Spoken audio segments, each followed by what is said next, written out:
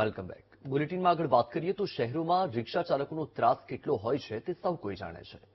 ગમે ત્યાં ગમે ત્યારે રિક્ષા ઊભી રાખી દે. ટ્રાફિકની સમસ્યા સાથે તેમને કોઈ લેવા દેવા જ નથી હોતા.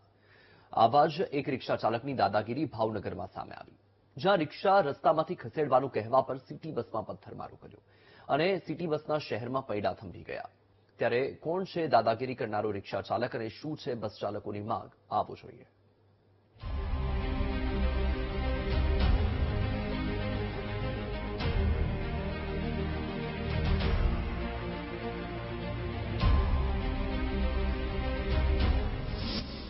રિક્ષા સાઈડમાં ખસેડવા બાબતે બબાલ.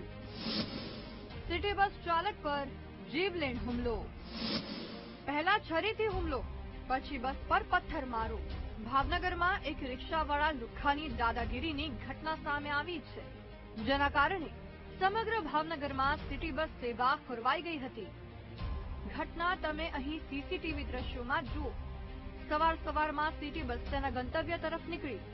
વળાંકમાં જ્યાંથી બસને વળવાનું હતું ત્યાં જ રસ્તા વચ્ચે રિક્ષા ચાલક ઊભો હતો, જેથી બસ ચાલકે તેને સાઈડમાં ખસેડવા કહ્યું તો રિક્ષા ચાલકે ગાળાગાળી કરી.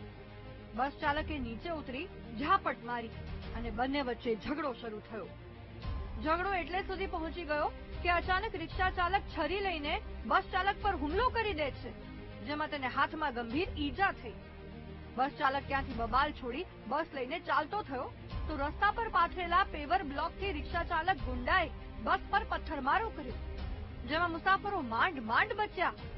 સૌથી મહત્વની વાત તો એ છે કે ગફાર નામના રિક્ષા ચાલકે હુમલો કર્યો તે જગ્યાથી માત્ર 30 ફૂટ દૂર જ પોલીસ સ્ટેશન છે, છતાં પોલીસનો એક પણ વ્યક્તિ ત્યાં પહોંચ્યો નહીં. આ ઘટનાથી નારાજ ભાવનગર સિટી બસ ચાલકોએ હડતાલ પર ઉતરી ન્યાયની માંગણી કરી. રૂટ નંબર 4 ને રૂપમ આગળ ઘટના બની છે અને એક રિક્ષાવાળા ભાઈ હતા જે સાવ રસ્તામાં ઉભા હતા. અમારા ડ્રાઈવર ભાઈએ ખાલી એને એમ જ કીધું કે રિક્ષા સાઈડમાં લઈ લો તો અમારી બસ પસાર થઈ જાય એમ, પણ એ ભાઈએ રિક્ષા ન લીધી અને એ ભાઈએ અમારા ડ્રાઈવર ભાઈને બહુ આડું અવળું કીધું એટલે એમાં ડ્રાઈવર ભાઈ નીચે ઉતર્યા એટલે એ ભાઈ સીધા ઝઘડવા માંડ્યા અને સીધી ઈ ભાઈ રિક્ષામાંથી છરી કાઢી એટલે અમારા ડ્રાઈવર ભાઈને તો એનો બચાવ કરવો પડે. એને બચાવ કરવા માટે નીચેથી એક ઈંટનો કટકો ઉપાડ્યો એટલે ઓલા જે રિક્ષાવાળા ભાઈ હતા એને સીધો છરીનો પ્રહાર કર્યો. એટલે એનો બચાવ કરવા માટે એ ઈંટનો કટકો એના માથામાં વાગ્યો એટલે એવડા એના છરીનો આમ ઓલું રોકવા માટે એના હાથ આમ કર્યો. જો એના હાથ નો આવ્યો હોત ને ઈટડું ન લીધું હોત ને તો એ ભાઈને ગળે છરી વાગી જાત. આ ઘટના પછી સિટી બસના ડ્રાઈવરો અને કંડક્ટરો હડતાલ પર ઉતર્યા અને જ્યાં સુધી તેમની સુરક્ષાને લઈને કોઈ યોગ્ય નિવારણ નહીં આવે ત્યાં સુધી બસ સેવા નહીં શરૂ કરવાની ચીમકી આપી છે, જેથી તંત્ર પણ દોડતું થયું છે. સલામતી એટલે ઈ જ બાબતે આજે હવે અમે પોલીસ તંત્ર સાથે ઓલરેડી જ્યારે સિટી બસ શરૂ કરવાની હતી પહેલા પણ પોલીસ તંત્ર અને તમામ જે લગત વિભાગો છે એની જોડે આખું આયોજન કરેલું હતું. તેમ છતાં પણ આ ઘટના બની જે ખૂબ જ દુર્ભાગ્યપૂર્ણ છે. આથી ફરી એકવાર એમની સાથે બેઠીને ફરીથી આ પ્રકારના ઘટના ન બને એ માટે પાકા પાયે આયોજન કરવું. રિક્ષા ચાલકે જે પથ્થર બસમાં ફેંક્યો તેમાં એક માસૂમ બાળકીને ગંભીર ઈજા પહોંચતા રહી ગઈ.